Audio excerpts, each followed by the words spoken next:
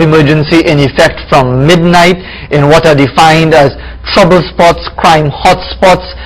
We're trying to get some clarification as to exactly what those areas are. We heard from Minister Rudal Munilal talking about Port of Spain, Chaguanas, certain areas in the Southland, but of course people would need to get specifics as to the exact areas, and we understand that a curfew will take effect in those areas from 9 p.m. till 5 a.m. obviously starting this evening, we believe. But again, one would think, and based on what Dr. Munilal has said, that the information will be disseminated during the course of today, because citizens, law-abiding citizens who have work to do on shift late at night, early morning, or have to travel, or have to go to the airport or return to their homes at odd hours, they will need to know what are their circumstances, what allowances will they require. That we look forward for that information. And maybe most appropriately, joining us now to discuss the politics, the labor situation, the entire political environment is former Prime Minister Basdeo Panday. Good to have you with us, Mr. Panday. My pleasure. Are you entering active politics once again, electoral politics once again? Because last week we saw you on the streets of downtown Port of Spain, hugging and shaking hands. Are you re-entering the fray? I hope not.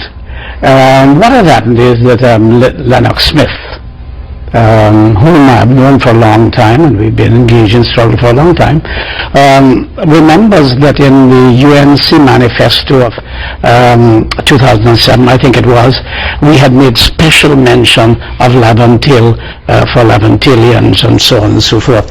And he invited me to come and meet with the people again, speak to them, talk to them, walk with them, and so on and so forth. And it was a very pleasant exercise, actually. And with your presence there having been highlighted, is there any inclination on your part that even if you're not involved in the active electoral politics, that you could somehow influence the political process? I've always defined politics as being both electoral politics and non-electoral politics. I have no desire to re-enter electoral politics, but politics has been part of my entire life, and I do not intend to abandon that kind of non-electoral politics. That is, involvement with people. Well, let's talk about the politics of this decision by this People's Partnership government to declare a limited state of emergency. The opposition leader, Dr. Keith Rowley, has said that this government is in panic mode by this action. Your own reaction? I think it is a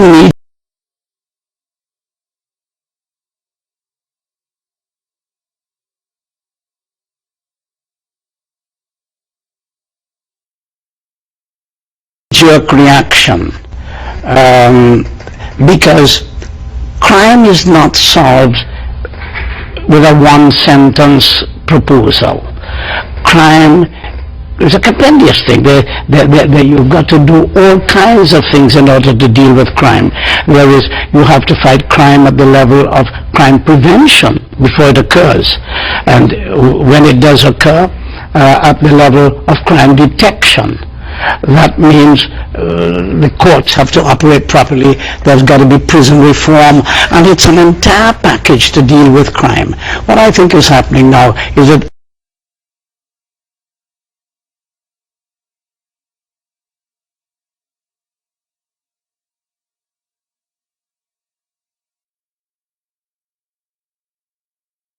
I do believe this is a knee-jerk reaction. I'm not sure how it will work. I hope it will. But don't we have a situation now? We've had 11 murders in the last, over the weekend. We have the Prime Minister saying that significant work has been done by the police in recovering money and drugs, and that is creating some instability among the gangs, and as a result of that, it was felt necessary to move to this level. Do you believe there could be any circumstance to impose a limited state of emergency? Well, I want to know how it will work. And what will a state of emergency, what powers will it give the government?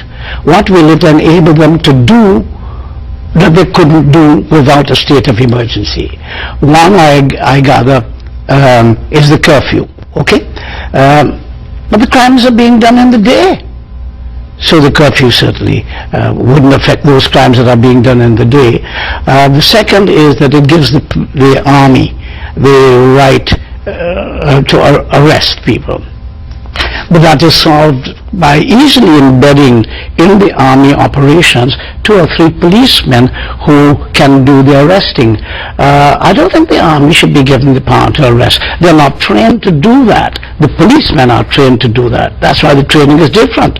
But do you believe that extreme times call for extreme measures? Yeah, I just want to know how this extreme measure will work. That is what I'm really questioning. I don't know, as I say, I hope it does, but I don't see that giving the army the power of arrest will help, when that could have been achieved by simply embedding policemen in the army operations. Give us a context, because the last time there was a limited state of emergency, you were in the opposition in Parliament at the time, and the Speaker of the House, Oka Sipol, was basically a prisoner in her own home, courtesy of the government of the day. Well, that was an extremely limited state of emergency. It was limited to Oka Sipol's house, so that she couldn't exit from her house to attend the Parliament. And looking back on it, it seems as if a state of emergency would appear to be a very serious course of action. It is. Is it something that could be just taken on a limited basis, and politicians are not aware of the full ramifications of it? As I say, I don't know if they thought this thing out. We are going to get more details. For example, I see a list there on one of the papers, and if that is it, then it's the whole country, almost. And what will the state of emergency do? What powers will it give them that they do not have at the moment? I don't know. I would like to see how it will operate. There is all kinds of consequences that flow from the state of emergency. There are people who are genuinely trying to make a living. They are not criminals. They may live in the areas that are prone to crime, but they are trying to make an honest living. Will they be affected by the state of emergency, and they too put on the borderline, and so create further implications for crime? There are lots of things one has to think about. As I was saying, crime is not a one-sentence cure. And what would you say to those who will suggest, look, things have gotten so bad, I would rather my area be locked down, and I face certain inconvenience if it can alleviate the crime scourge in my area, that I am ready to surrender some of my freedoms and liberties just to feel a bit safer? History is replete with examples of people giving up their liberties when chaos arises, and they call for the dictator who will bring order to the society. So that is not surprising that people react in that way.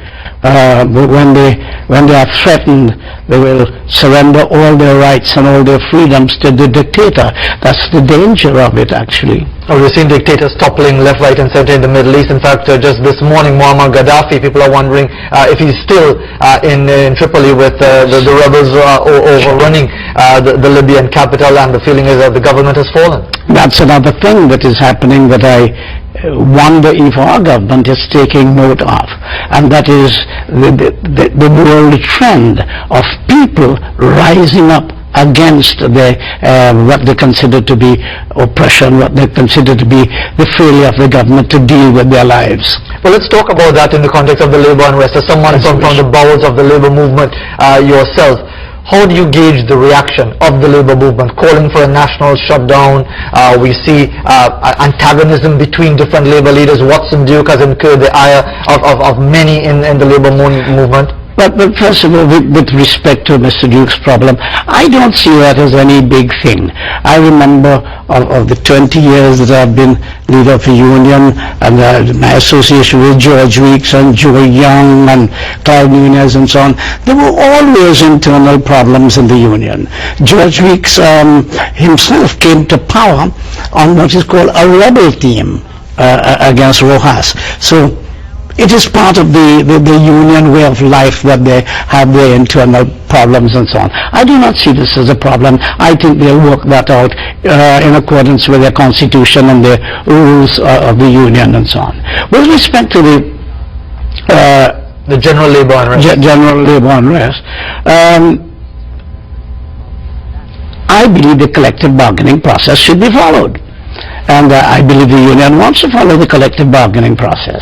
I believe what has happened is that the government has really mishandled this by either stating or giving the impression that there was a 5% cap. The moment you give that impression, whether inadvertently, directly, however, but the moment you give that impression, you have killed the collective bargaining process. Because you see, I'm going to the table, but I'm not going to negotiate. That is it.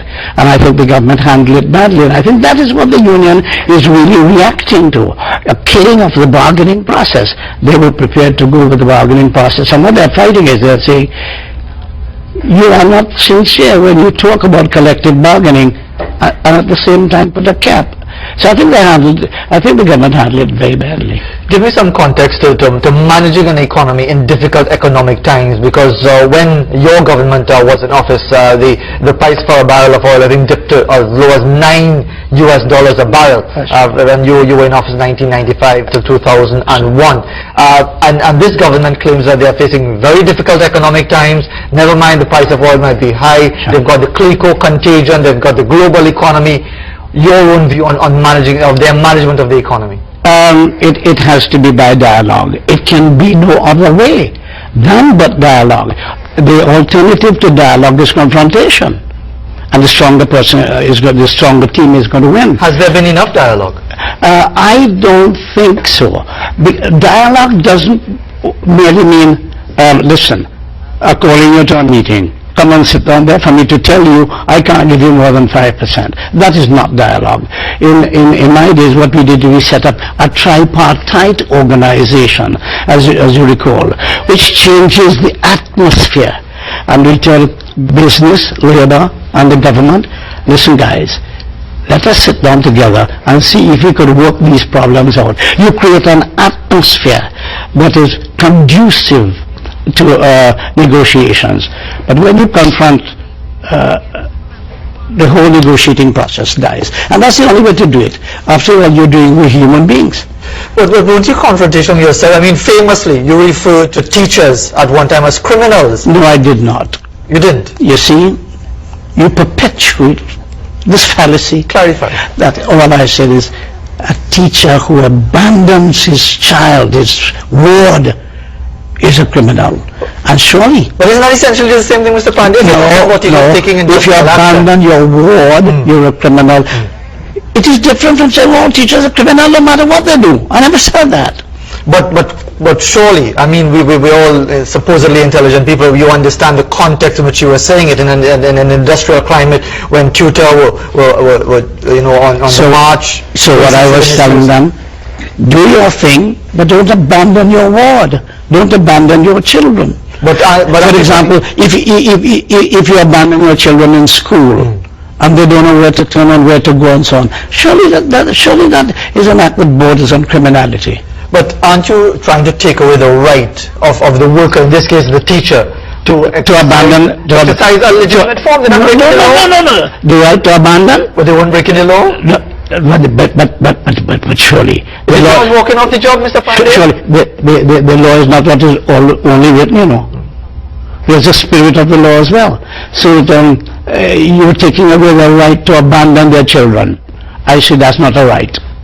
Well, let's talk about the spirit of the law. Are the labor unions operating in the proper spirit of dialogue, of appreciating the economic circumstances? You were also in government for a short time when the NAR came into office, and the labor unions then were rampaging as well without fully appreciating the economic circumstances. How do you get them to appreciate it?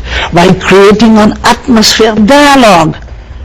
Not by saying, listen, there's a 5% cap, you fellows do what you want about it. Okay, collective bargaining, throw out the window. That's not the way. Yes, you have the confrontation. Yes, you have the conflict. Yes, you have it. How are you going to resolve it? You resolve it, as I just said. We set up the tripartite organization of the unions, the state, and private enterprise. And the guys sat down and worked a lot of things out. Is this an untenable situation for the likes of Errol MacLeod as a labor minister, for David Abdullah being a government senator, and someone at the forefront of the labor movement. Is it untenable to be in government in an environment like this? And I would think so, yes. It is like what they call hunting with the fox and running with the hares. You can't do both. You are either saying, okay, I am for the labor movement, my interest is in their welfare, and if the government is operating in a way that is inconsistent with their welfare, then I have to take a side. I would have thought so. Should you believe they should step out from? No. They should find their way. They should determine where they are, what they're doing. I think they're lost. I don't think MacLeod knows what he's doing, although he's been in the labor movement for so long. And that is because he is saddled, if I may use that term, with political office, which he wants very badly and would not want to give up. Yet at the same time, he has come from the bowels of the labor movement. He's got to reconcile his difficulty. Is this government rudderless? Is this government struggling to come to terms with the requirements of office? I would say yes. I would say that one of the biggest problems they face is that they have not been able to give to the population the confidence. The problem with this government is confidence. The business community, they can give them how much money they want. Who says that they are going to invest it? They may very well transfer the board. So that in order to get investments, the businessmen must have confidence. I don't think they have that confidence. And I think that's the biggest problem they have. And they have not been able to engender that confidence because no one can see a clear, defined program, policy, direction, where we are going. Because there is none of that, there's tremendous indiscipline in the government. Everybody talking about everything. And that further reduces the confidence. For example, Mr. Dukran will say one thing and the governor of the central bank will say something else, and Rudolph Monilal will come and say something else. That is creating so much confusion that I think that yes, my answer is yes, that they seem to be rudderless. Well, let me leave the question, the obvious question for you last. The person who is supposed to be in control of the rudder, Prime Minister Kamala Prasad Bisesa, and who succeeded you convincingly as leader of the United National Congress, January 24th, 2010. Finally, your assessment of her leadership.